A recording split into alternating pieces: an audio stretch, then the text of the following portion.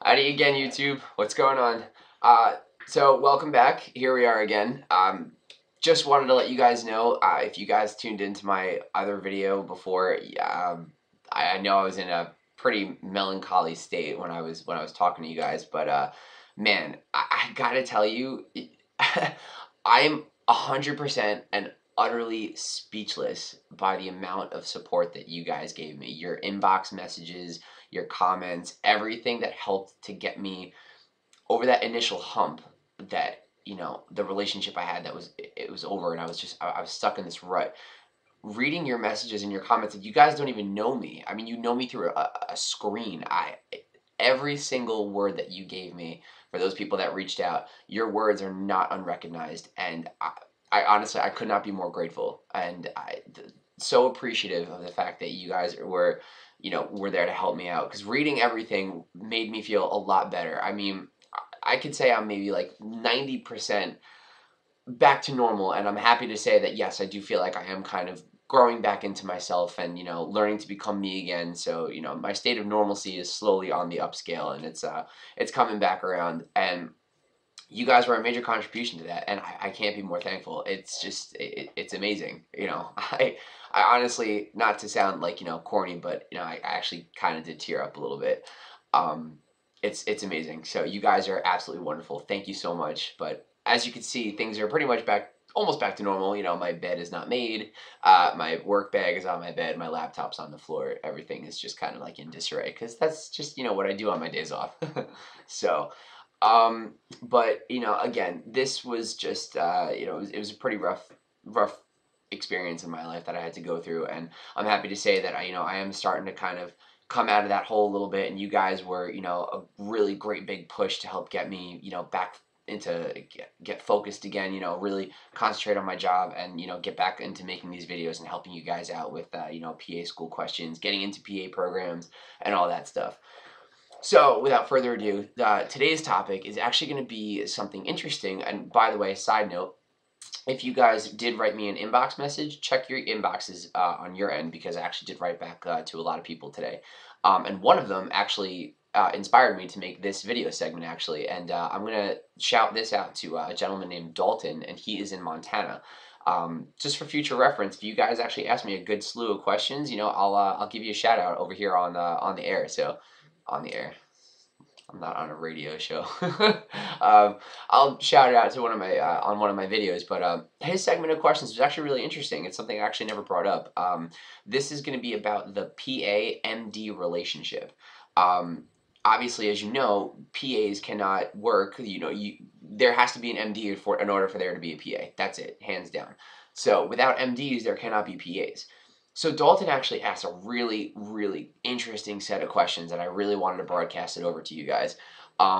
Just so PAs, we were a brand new profession. We got started in the 60s. I think I explained it in one of my videos. We were trained by Army corpsmen to get out onto the front lines. They couldn't train us as quick as, physicians. So that's basically what we are now. We go in, it's not like a fast track to medicine, but it's definitely accelerated. So we're out there helping these physicians, when they're swamped with patients, especially now that Obamacare is kicking in or has kicked in. The surplus of people that are going to come and look for healthcare, it's going to be astronomical. So before I begin, let me give you guys a little picture of what a PA like myself in the ER does.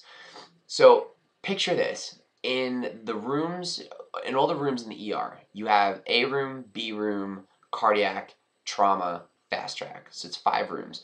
Each room has its own attending. So an attending physician is a doctor who's been through the residency, who's basically done. They don't have any more training to do. They are done. So they're called, like, in my eyes, I call them like the queen bee. So what happens is you got the queen bee, okay? Right below the queen bee, you've got the worker bees and the drones. Those would be the PAs, the NPs, the residents. And then you have, everyone else. You've got the nurses, the CNAs, the clerks, everybody. So we're all a team. It's one thing you got to remember is there is no superiority inferiority complex with us, and that goes the same with PAs and MDs. There is none of that.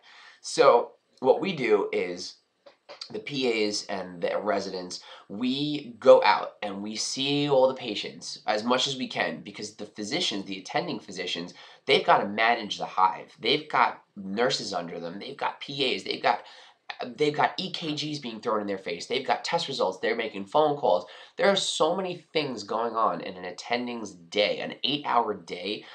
I have to give them so much credit. I don't know how they deal with it. Like, you almost have to have 8 arms, because I'm sitting next to some of my attendings, and they're getting, like I said, EKGs, paperwork, making phone calls, people calling them, they're answering their phones. I don't know how it's a stressful job, and especially it's the fourth busiest ER in the United States. But that's where we come in. We go, we get the patient history, we get the physical, we order lab tests, we order imaging studies, all right, and then we all come back to the Queen Bee and we line up. And I say, all right, I got a patient for you. 35-year-old male, history of high blood pressure, diabetes, 3-pack a day smoking history. Mom died of a heart attack at 52. Dad died of a heart attack at 61. This guy's 54, 2 cardiac stents, complaining of left-sided chest pain, at rest, radiating to the left neck, down the left arm. I ordered an EKG. I got a CBC, a BMP, cardiac enzymes on him, gave him some nitroglycerin, some aspirin to chew, and we're going to reevaluate him, and we're going to move him over to the chest pain unit for an acute coronary syndrome workup. After that story, the attending is most likely going to tell you, awesome, great, perfect. I totally agree with you. I agree with your plan. Let's go do it. If the attending has maybe some minor, things that they want to change, they'll give you their final recommendations, and they'll be like, you know what, why don't we, instead of sublingual nitroglycerin, why don't we do like a patch, or why don't we, why don't we make sure to, call cardiology, call the OR, let's get him down into the cath lab now, because it sounds like he's really having a heart attack. He's got ST elevations on his EKG. We got to get him down there now. So they'll give you their final recommendations, and that's pretty much how it goes. So we all come, we present the case, and the attending, when you develop that rapport with them, they'll trust you, or they'll tell you what they think, and what they think their management plan should be. All right, and that's really it. So it's pretty cool, but that's kind of how the ER operates. So getting back to what this gentleman had mentioned, this guy Dalton. So he was asking, do you feel respected by the physicians? Let me tell you, I have 10% respect from these attendings. They can't function without us. They need us. We are there to help them. That's why we're called physician assistants. We do the same thing, and the level of respect that they have for us is, there is no question about it. It is 110% respectable, is a respectable position. Also, he asked, would you ever, or are you ever nervous, or, reluctant to go and approach a physician? The answer is no, and you shouldn't be. If you are reluctant or afraid to approach an attending physician, afraid that, worried that they're going to belittle you or berate you because of, a recommendation that you made for patient care, then that physician really needs to reevaluate their job. They shouldn't have to intimidate PAs, residents, or NPs. They're supposed to be there to teach you. And that's another question. Do you find that the physicians are willing to teach PAs and NPs? They have to, because as a PA, we're only 2 years of training. Physicians are 4 years medical school, 4 years residency. That's 8 years combined. They are very qualified to do what they're doing right as soon as they're done. We are 2 years, done. That's it. Go start working. We learn most of our, we gather most of our experience in the clinical field, like while we're working. That's where we get our experience. And without attending physicians, how are we going to do it? You're not just going to go and put in a chest tube just because you write it on a piece of paper or a textbook. No, you have to have an attending there that's going to show you where to make the incision, where to feel for the lung, and where to push in through the tissue. That's stuff you can't do on your own. A femoral line, I'm dying to do a femoral line, and I'm dying to do a chest tube, and I will get it done by the end, before the summer. That's my goal. Never done a chest tube, never done a femoral line. That's something I need to do. I want to do it. I want to be able to help out with when those critical care patients come in, those level 1 traumas. That's what I want to do. And my attendings, I am totally 100% comfortable asking them, hey, listen, doc, do me a favor. Can you just stand by me while I do this? Can you just make sure I'm doing this right? And they all are going to tell you, absolutely. Because why? They want you to learn. And they don't want you to mess up, you know? If we have this ability to become equally as qualified as a physician with their training. So the answer is no. I am not afraid to approach a physician with a question, a procedural, a procedural method of any sort, even with ultrasound. And an ultrasound is the most non-invasive procedure you can do in the emergency department. I do it all the time, and I still ask my attendings, "Can you please come with me? I want to make sure I know what it is that I'm looking at." So there's another a good quality to the physicians that I work with. Another question that he asked was do physicians is there an inferiority superior complex? Like I mentioned before, there is none of that. Some of the physicians that I work with, they're like almost like friends, like, and that's the other thing. When you're working with residents are eventually going to go from here at your level, and then they're eventually going to go up. They're eventually going to become your supervisor. But if you get close with these residents, man, and then next thing you know, they become your attending, you see them on the schedule. Oh my God, Dr. So and so is my attending. I love him. Next thing you know, it's not like a I'm here, you're here. It's a no, we're a team. That's it. PA, MD, you are a team. There is no I'm better than you or I know you're better than me. It's not like that, and it shouldn't be like that. That's not how we were. That's not why my profession was developed.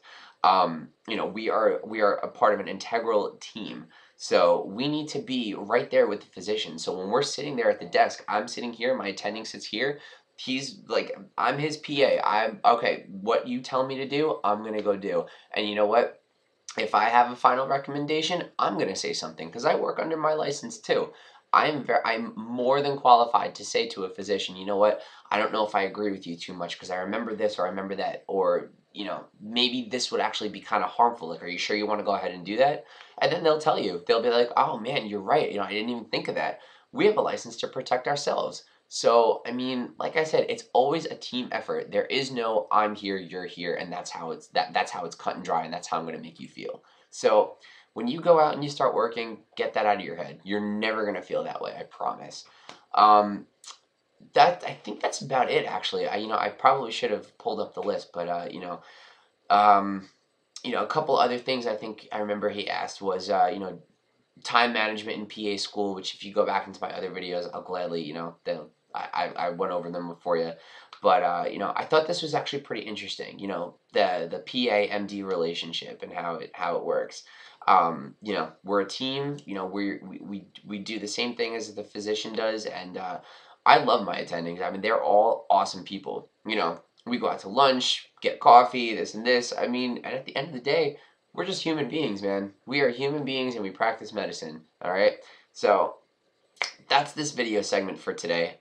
Listen, guys, again, I really appreciate you extending your words of encouragement and support my way when I was going through a pretty difficult time. Uh, I'm telling you, your words are not unrecognized. I cannot be more grateful.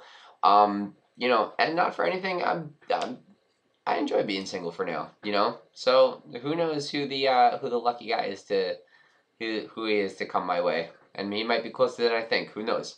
So, but wanted to get this video out to you guys. Again, thank you. Please stay tuned. You're gonna hear from me again pretty soon with another segment of questions. And like I said, this guy emailed me these questions, and I thought this was an awesome idea. I thought, let me get this out to you guys because it's something I never talked about. So if you guys can come up with an interesting topic or an interesting set of queries that you have, let me know, and I'll broadcast them. Okay? So until then, good luck, be well, stay safe, adios.